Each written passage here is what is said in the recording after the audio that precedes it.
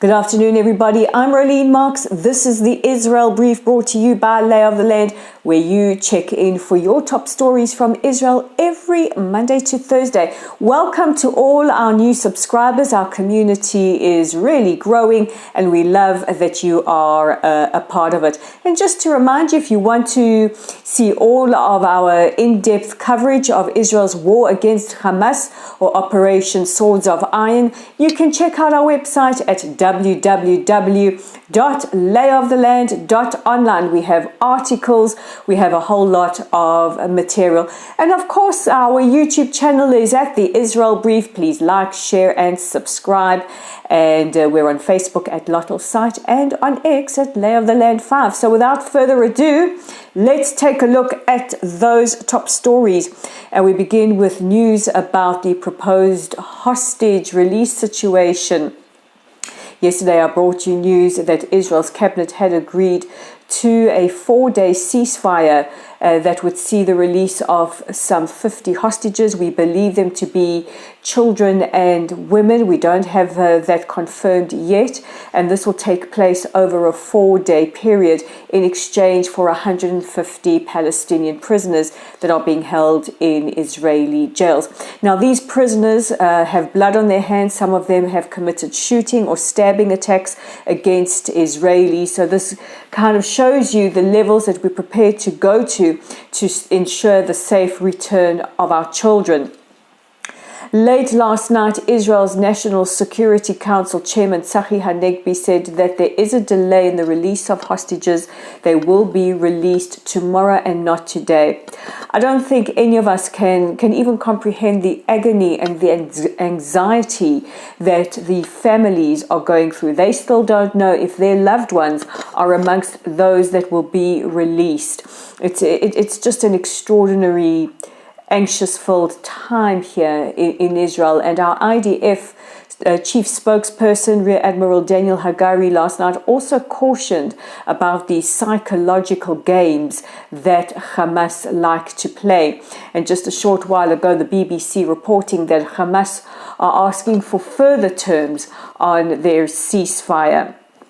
Meanwhile, Prime Minister Netanyahu has said that he has given the Mossad the go-ahead to eliminate the Hamas chiefs wherever they are in the world. You know, for me, I can't help think of these little faces. I think of 10-month-old Kfir with his gorgeous toothless grin and his beautiful red hair.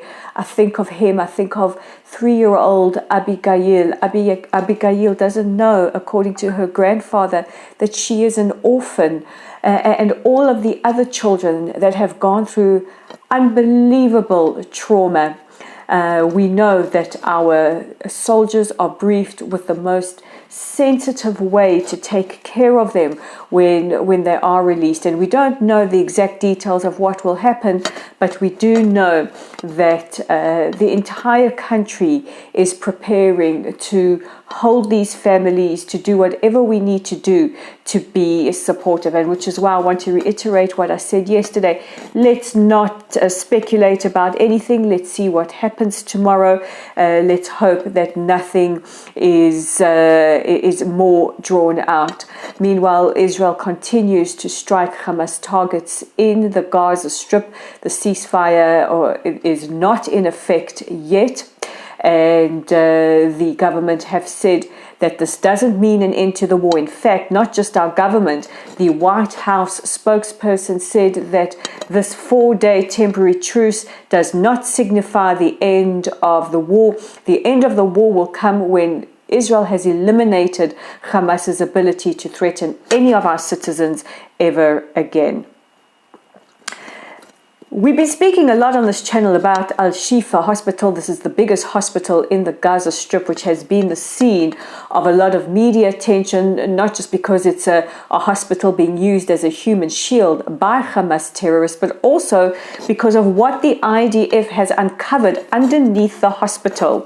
Now, if you don't believe the evidence that's there before your very eyes, and there are some members of the media who don't, well, we give up. You know, then it's just a case of you don't want to see the evidence before your eyes.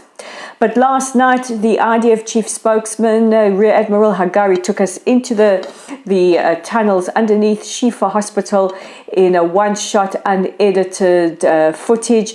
And we have to just give a huge kol hakavod to the Special Forces soldiers who took the extremely difficult task of clearing those tunnels so that the media could go through and see for themselves. And what we saw was just, I mean, it's staggering if you consider that the billions in aid that has been given to Gaza to improve the lives of Palestinians has gone towards creating this subterranean city.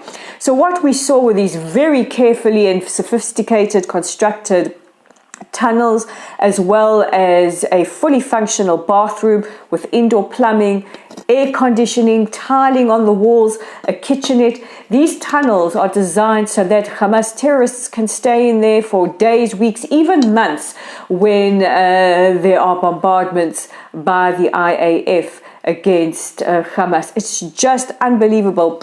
And to South Africa, because I know the South African government have come out with a very pro-Hamas stance.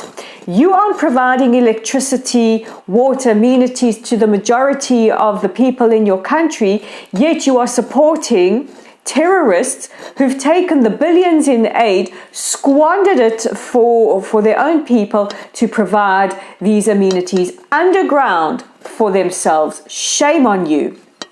A little bit of a rant over.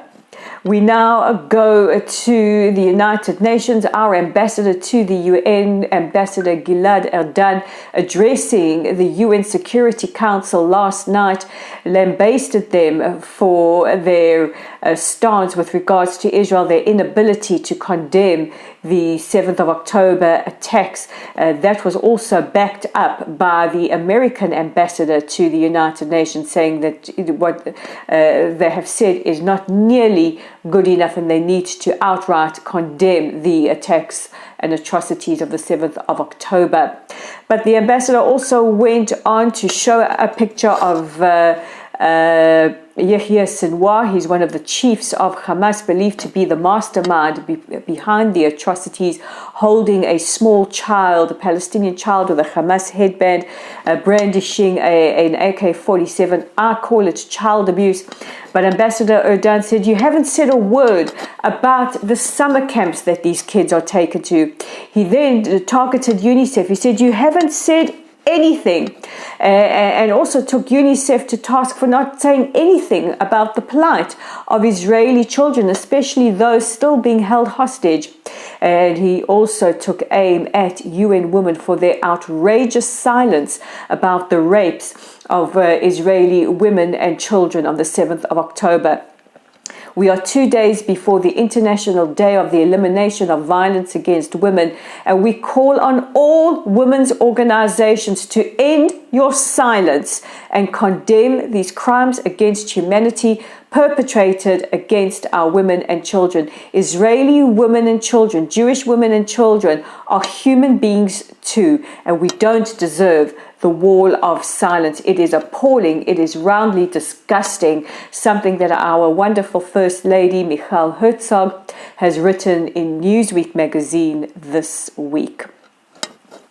Israel has seen a significant amount of rockets, mortars and projectiles fired at us from Hezbollah, from their positions in southern Lebanon. The IDF are striking in response. Now, Hezbollah have said that if Israel sticks to the ceasefire for the next 4 days, so will they. But today we've seen a significant increase in the amount of rockets and mortars that have been fired towards Israel. Thank goodness we have had no injuries or casualties. And finally, the new Foreign Secretary for the United Kingdom, David Cameron, is in Israel. He is slated to meet with Israeli politicians and leaders throughout the day, but he started this morning at Kibbutz Be'eri, one of the most affected kibbutzim on the border with Gaza on the 7th of October. He said he had to come here. He says everybody should see the horrors for themselves. You could see he was visibly shaken and extremely emotional. He welcomed the 4-day pause, saying, it's an opportunity to get hostages out and also to let aid in. But the United Kingdom stands resolutely with the state of Israel. And that brings me to the end of today's edition of the Israel Brief. Wow, what a week it has been. I just want to wish you all a safe, a peaceful weekend. Shabbat Shalom. Please take care of yourselves, take care of each other, and I look forward to seeing you all again on Monday. Bye for now.